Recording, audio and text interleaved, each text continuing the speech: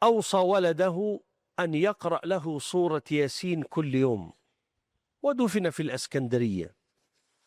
ثم بعد فترة مات الشيخ الجزائري عالم القراءات. Lalu tak lama kemudian anak dari ulama Jazair yang ahli Quran ini mimpi bahwa orang tuanya pesan. Maknanya di dalam kubur nanti, kalau Anda satu saja anak dari orang yang dikuburkan di situ membacakan Quran untuk orang tuanya, orang yang dikuburkan di sekitar itu mendapat manfaat dari bacaan satu orang anak terhadap orang tuanya. Semua kebaikan yang terjadi di sini akan mengalir kepada Anda. Hanya karena kita masih hidup tidak bisa melihat itu amal. Tapi kalau kita sudah meninggal dunia, akan melihat amal terus mengalir pada kita. Jadilah orang kaya di akhirat nanti. Dengan menanam saham modal di tempat ini, tempat mulia. Bismillah. Kalau Anda fakir, semoga Allah berikan kekayaan kepada Anda. Jika Anda sempit rezeki, semoga dilapangkan. Yang sakit diberi kesehatan. Bergabunglah, niat bergabung. Sesempit apapun diri Anda, sesusah apapun diri Anda, niat bergabung. Semoga setelah itu Allah akan mudahkan pada Anda. Langsung pesantren Nurul Azhar yang kedua, sisihkan rezeki Anda ke Bank Syariah Indonesia, nomor rekening 147-666-6666 atas nama Yayasan Tabung Wakaf Umat. Kemudian setelah itu, yang pertama, setelah Anda dibukakan hati Anda untuk berderma, berterima kasihlah kepada Allah karena Anda dipilih oleh Allah. Yang kedua, Anda hendaknya sertakan kode transfer atau langsung konfirmasi. Kode transfer 01 di akhir nominal transfer atau konfirmasi ke nomor telepon 0852 6541 6060. Lebih dari itu. Jangan berhenti sampai di sini. Ajak sahabat, kerabat, siapapun yang bisa Anda ajak. Kapan Anda mengajak, Anda mendapatkan pahala yang sama. Dia berbuat baik, Anda mendapatkan kebaikan. Dia belum berbuat baik, Anda mendapatkan kebaikan. Rugi kalau Anda tidak mengajak orang lain. Ajaklah sebanyak-banyaknya. Nuhibbukum fillah, mencintai Anda karena Allah. Assalamualaikum warahmatullahi wabarakatuh. Bismillahirrahmanirrahim. Alhamdulillah. وصلاة وسلاما على سيدي رسول الله صلى الله عليه وسلم. يعني شيء جميل أن تحفظوا القرآن وأن تكونوا من أهل البدايات القوية، فالبداية بالقرآن هي مفتاح كل خير، والبداية بالقرآن هي لغة وتنوير القلوب وتقوى. قال تعالى: واتقوا الله ويعلمكم الله. Alhamdulillah, kalian semua menghafal Quran. Ini awal yang baik. Awal yang sangat-sangat bagus dalam menuntut ilmu. Dengan menghafal Quran, Allah terangkan hati, Allah perkaya bahasa, Allah jadikan ini sebagai sumber kebaikan. Jadi menghafal Quran adalah langkah awal yang sangat baik. Itu poin utamanya. Menghafal Quran, langkah awal yang sangat baik. Dengan Quran ada kebaikan. Dengan Quran Allah Subhanahu wa taala perkaya bahasa kalian. Kemudian dengan Quran Allah berikan kekayaan bahasa. Kata Allah dalam Al-Quran, wattaqullaha wa yu'allimukumullah. Bertakwalah kalian kepada Allah. Ketika kalian bertakwa, Allah Subhanahu wa taala bukakan ilmu untuk kalian. Allah akan ajarkan banyak ilmu untuk kalian. والناظر إلى أهل القرآن سيجد أنهم خير وبركة، فإن صاحب القرآن يشفع في 400 من قومه، والشفاعة هي طلب الخير للغير. ثم يوم القيامة الناس حفاة عراة مشغولون بأهوال الموقف. إبراهيم عليه السلام يقول: ربي سلم سلم، إلا أن هناك رجل وامرأة يلفتون الأنظار لأنهما يلبسان تاجا عظيما يسمى بتاج الوقار، فالناس تسأل: ماذا فعل هذا الرجل وماذا فعلت هذه المرأة حتى وصلوا إلى ما وصلوا؟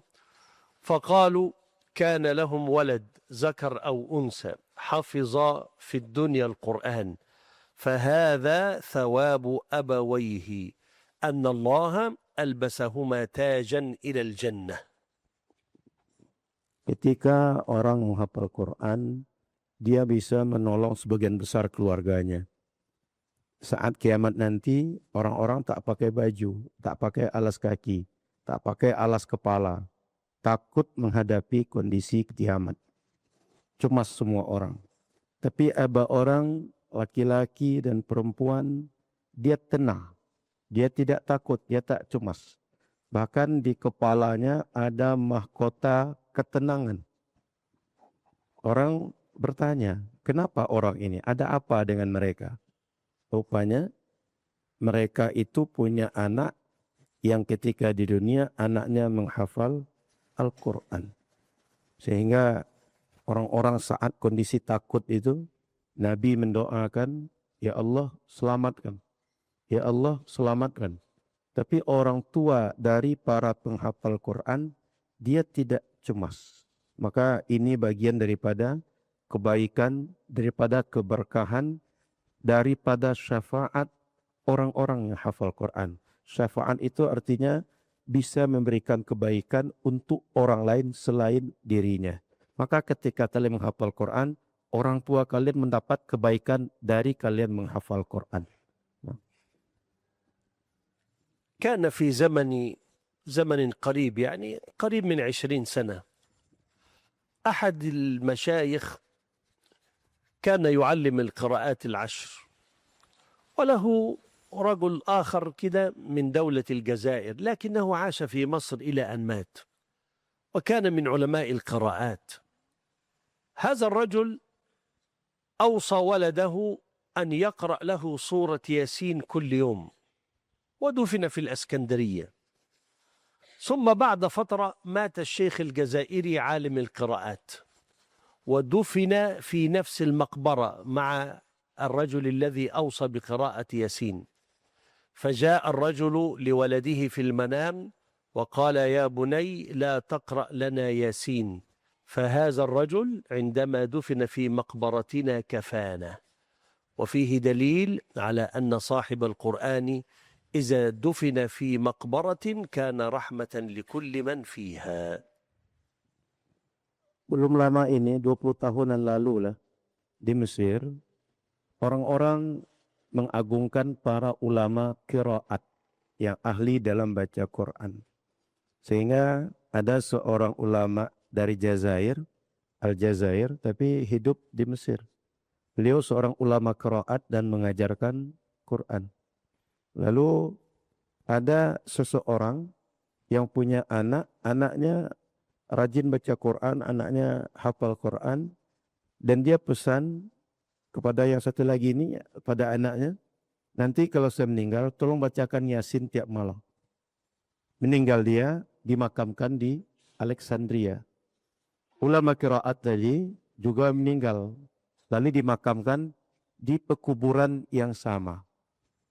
Maka anak yang tadi dipesankan orang tuanya itu baca Yasin tiap malam dibacakan oleh anaknya. Yang satu lagi itu tak diamalkan oleh anaknya seperti itu. Lalu tak lama kemudian anak dari ulama Jazair yang ahli Quran ini mimpi. Mimpi bahwa orang tuanya pesan, kamu tak usah lagi bacakan Yasin untuk saya. Karena sudah cukup dengan dibacakan Yasin untuk orang yang di kuburan sebelah. Satu makam kuburan. Yang bacakan Yasin adalah kuburan sebelah. Tapi kata yang tak dibacakan Yasin, tak perlu kalian bacakan lagi untuk kami Quran. Cukup dengan bacaan Yasin, anak orang sebelah untuk bapaknya, kami yang di sekitar itu dapat manfaat dari bacaan Yasin, orang yang di sebelah itu. Maknanya, di dalam kubur nanti, kalau ada satu saja anak dari orang yang dikuburkan di situ membacakan Quran untuk orang tuanya, orang yang dikuburkan di sekitar itu mendapat manfaat dari bacaan satu orang anak terhadap orang tuanya. Bayangkan kalau semua ini, orang tuanya dibacakan Quran oleh anak-anaknya 30 juz, bukan hanya Yasin saja. ثم القرآن الكريم يقوي العربية، فالذي حفظ لنا النحو والعربية والمفردات هو القرآن الذي يحفظه الصغار. ولكن إن كنت صغيرا احفظ بدون أن تعرف المعنى، لكن عندما تكبر وتتوسع المدارك لابد أن تقرأ تفسير. فمن يفهم يقوي حفظه. أما من يحفظ ولا يفهم يسرع إليه النسيان، وآفة العلم النسيان، والقضاء على النسيان أن تحفظ قليلا قليلا ثم تصلي بما تحفظ، فأعظم وسائل الحفظ أن تصلي بما تحفظ، خاصة قيام الليل. Al-Quran di antara manfaatnya menguatkan kalian dalam memahami bahasa Arab, dalam berinteraksi dengan Quran dan mengamalkan Quran. Oleh karena itu, ketika kalian menghafal Quran, ini menguatkan kalian untuk mengokohkan kalian dalam bahasa Arab. Oleh karena itu, hari ini kalian masih muda, hafal saja dulu, tapi nanti ketika sudah agak dewasa, kemampuan akal kalian bertambah, kalian mesti belajar tafsir, mesti mempelajari ilmu-ilmu Al-Quran. Agar kalian hafal, kalian paham makna. Orang yang hafal paham makna, itu jauh lebih kuat hafalannya dibanding hafal tapi tidak paham makna. Hari ini kalian belum bisa paham makna, hafal saja dulu. Tapi nanti kalian pahami maknanya, sehingga ketika kalian hafal dan paham makna, kuat hafalan kalian dan tidak mudah lupa. Kita sering mudah lupa karena kita tidak paham. Tapi kalau paham, insyaAllah akan bertahan hafalan kita. Supaya tidak lupa, kalian usahakan paham nantinya. Sehingga hafalan kalian dengan pemahaman. Kemudian supaya kalian tidak mudah lupa dengan hafalan, sering-sering diulang hafalan. Pelan-pelan, sedikit-sedikit. Tapi yang sedikit tadi setelah hafal, kalian bawa sholat. Lalu dalam sholat kalian baca hafalan kalian. Menjaga Quran yang terbaik adalah dengan cara menghafalnya lalu membacanya di dalam sholat. Maka hafalan yang sudah ada, kalian baca di dalam sholat-sholat sunnah kalian. Nah.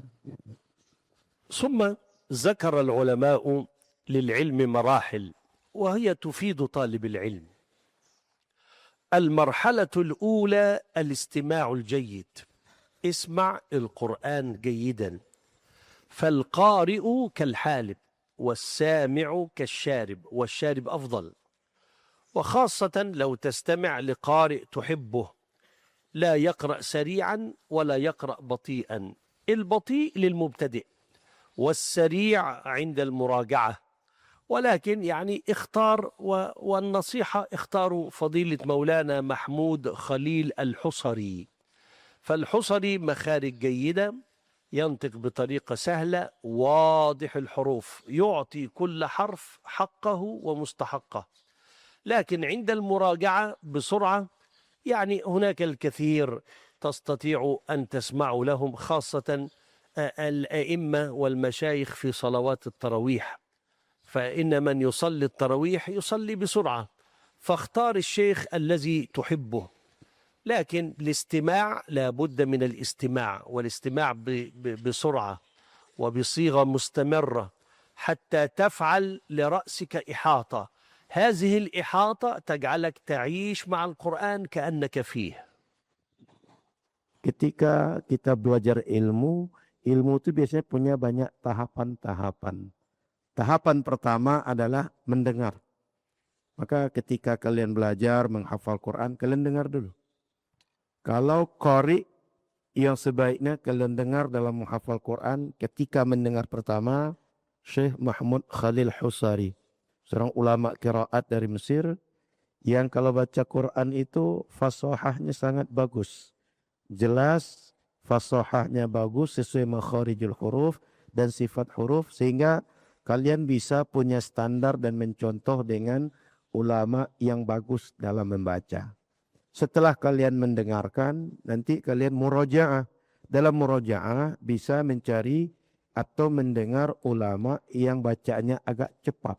Biasanya imam-imam sholat tarawih itu bacaannya direkam, rekamannya kemudian di-share, baik dalam bentuk video, dalam bentuk suara saja atau lain-lain.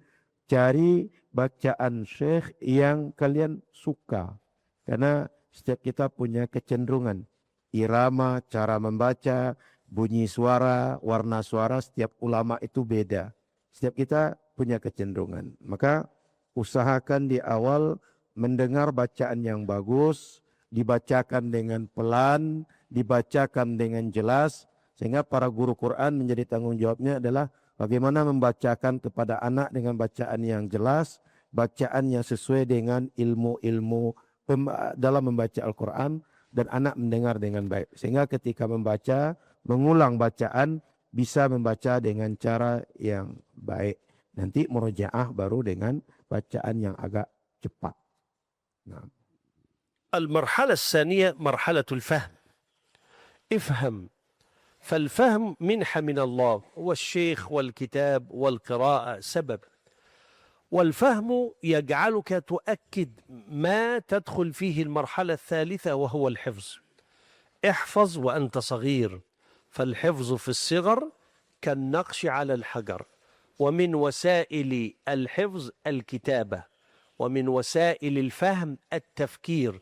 فكر ودائما تسأل لماذا، تسأل لماذا، تسأل لماذا، لماذا ثم كيف هي مفتاح الفهم.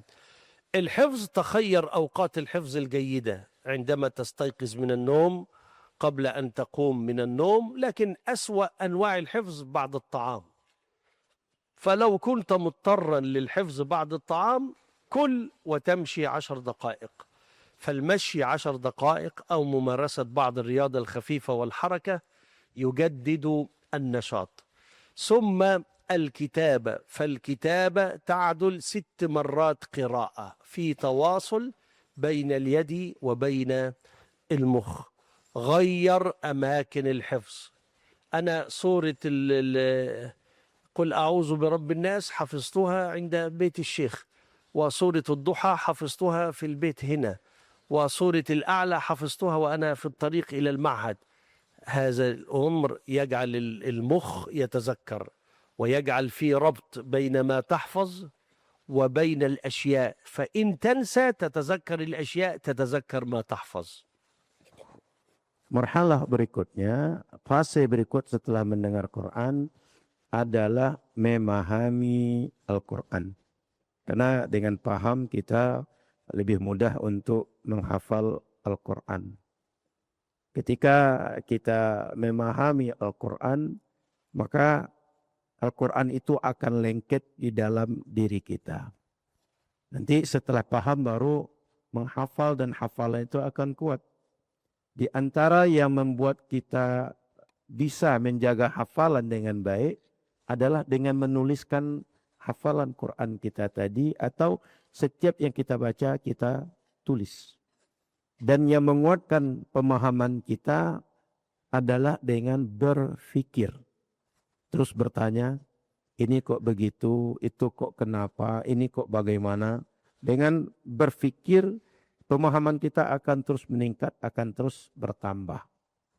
Oleh karena itu, santri rajin-rajin menulis apa yang dia dengar, apa yang dia hafal. Pemahaman adalah karunia dari Allah Subhanahu wa Ta'ala. Guru menulis, kemudian kitab, ini adalah wasilah, adalah media. Maka ketika kita dipahamkan oleh Allah, ini rezeki dari Allah Subhanahu wa Ta'ala, karunia dari Allah Subhanahu wa Ta'ala. Namun usaha yang bisa kita buat untuk bisa paham tadi dengan terus melatih berfikir, banyak berfikir. Dan kemudian kita mengambil suasana-suasana yang baik untuk menghafal dan membuat suasana-suasana itu berubah, tidak monoton dengan suatu keadaan. Sehingga bisa saja menghafal Quran itu hafalnya waktu main di rumah guru, dalam surat An-Nas. Nanti surat Al-Falaq hafalnya saat main di lapangan. Surat Al-Ikhlas hafalnya saat berada di masjid. Surat yang lain hafalnya saat berada di pendopo. Dan setiap hafalan tadi diikat dengan peristiwa, dengan kejadian. Sehingga begitu lupa, ingat saya waktu menghafal ini sedang ada di lapangan. Waktu itu kejadiannya ini, hafalan akan kembali lagi. Karena biasanya dengan ingat satu momen, hafalan itu akan bisa kita ulang kembali. Kemudian ketika kita menulis apa yang kita dengar dan kita hafal, itu kemampuan kita menghafalnya bisa sama 6 kali lipat dari kita sekedar menghafal saja. Maka dulu yang kelas 4, 5, 6 itu masih merasakan disuruh menulis oleh ustadz-ustadz. Menghafal dengan menulis itu jauh lebih kuat efeknya dibanding sekedar menghafal saja. Maka para santri rajin menuliskan, kemudian rajin berfikir, rajin mengulang hafalan di dalam sholat agar hafalan tadi kuat. Kemudian suasana terbaik menghafal itu bangun tidur. Dan suasana terburuk dalam menghafal itu setelah makan. Sehingga setelah makan itu biasanya berat untuk menghafal. Supaya kondisi badan kita agak sesuai dalam menghafal, setelah makan tuh usahakan bergerak sedikit. Dapat perlu jalan agak 10 menit atau lakukan hal-hal olahraga ringan yang membuat badan kita terbakar kalori sehingga ketika menghafal agak mudah menghafal Al-Quran. Nah. ثم المرحلة الرابعة أن تعمل بما قرأت وحفظت، فمن عمل بما يعلم أورثه الله علم ما لم يعلم، فالعلم فتح رباني. آخر حاجة أن تشكر النعمة بأن تعلم، فخيركم من تعلم القرآن وعلمه، ومن تعلم الآن بنية أنه يعلم غيره يوم القيامة أي قبل يوم القيامة أخذ الأجر والثواب. القرآن جميل، ونسأل الله سبحانه وتعالى أن يعمر قلوبكم بالقرآن، وكما أن القرآن ينور القلوب كذلك السنة. فنصيحتي أن تحفظوا الأربعين النووية، وأن تحفظوا بلوغ المرام، وأن تحفظوا من كل باب من أبواب البخاري حديثين، لربما ننسى حديث فنتذكر الثاني. شكرا لحضراتكم، وشكرا لمولانا، وشكرا للشيخ محمد، وشكرا للأساتذة والطلاب على يعني ما وجدناه في هذه الرحلة يعني من خير وبركة ومن إكرام، والله سبحانه وتعالى يجازيكم عنا وعن يعني إكرامكم للمشايخ خير الجزاء، وأن نرى هذا المعهد بطلابه ومشايخه والمديرين في أحسن صورة وفي أزكى منصب، ونراكم كلكم إن شاء الله من مشايخ الإسلام والمسلمين الكبار. آمين آمين ببركة الفاتحة. أعوذ بالله من الشيطان الرجيم. بسم الله الرحمن الرحيم. الحمد لله رب العالمين الرحمن الرحيم مالك يوم الدين إياك نعبد وإياك نستعين إلى الصراط المستقيم صراط الذين أنعمت عليهم غير المغضوب عليهم ولا الضالين آمين. Kemudian level keempat dalam marhalah ilmu tadi mendengar, kemudian memahami, kemudian menghafal, yang keempat mengamalkan. Maka kalian setelah hafal dapat ilmu, nanti amalkan ilmu kalian. Karena Allah Subhanahu wa taala memberikan tambahan ilmu, membukakan ilmu-ilmu baru bagi orang yang punya ilmu tapi ilmunya diamalkan dia. Allah memberikan rezeki kepada kita. Ilmu itulah rezeki dari Allah. Rezeki yang langsung dari Allah yang Rabbani. Oleh karena itu ketika sudah hafal Quran, dapat ilmunya bisa untuk diamalkan, amalkan di masyarakat.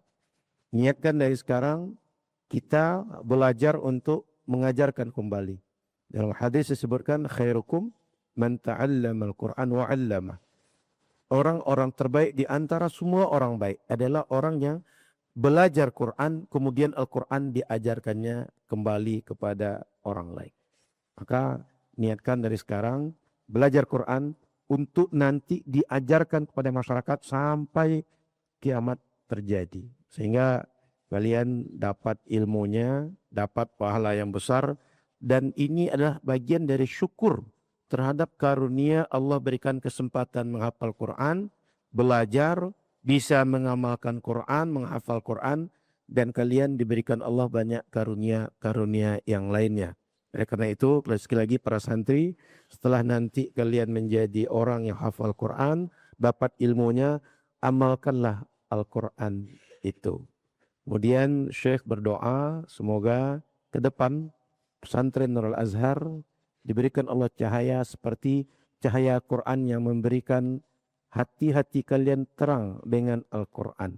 Sehingga hati kalian diterangi Quran, Semoga tempat kita juga diterangi Allah dengan nur yang mendapat keberkahan dari Quran, dan ke depan semoga muncul dari sini para ulama besar, ulama yang akan menjadi dai, para syekh yang berjuang untuk Islam. Beliau mengucapkan terima kasih sudah menjamu, sudah memberikan berbagai hal-hal yang terbaik untuk memuliakan beliau dan memuliakan para ahli ilmu selama berada di pesantren Nurul Azhar. Semoga kita ke depan semuanya diberikan Allah taufik lebih baik dan berkhidmah kepada agama. Mudah-mudahan nanti kalian menjadi orang-orang besar. Amin ya rabbal alamin.